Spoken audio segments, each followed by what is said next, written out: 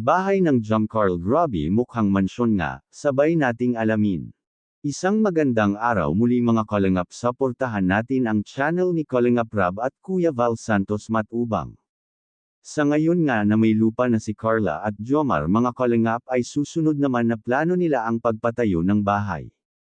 Tiyak na pinaghandaan na ng mga sponsors ng Jomcarl ang pabahay para sa dalawa. Siyempre hindi naman ito papakabog at tiyak na kukumpletuhin ito para sa future ng Jomcarl. Malamansyon nga ang disenyo at kalaki ang ini-expect ng karamihan na ipapatayo ng Jomcarl. Tiyak na isa nga ito sa pinakamalaking bahay na maipapatayo ng isa sa mga miyembro ng Kalingap. Ang Jomcarl na nga ang pinakamaswerteng love team sa Kalingap dahilan nga sa dami ng mga sponsors na sumusuporta sa kanila. At hindi naman nila ito binigo mga Kalingap at laging may paayuda ang Jomcarl sa ating lahat.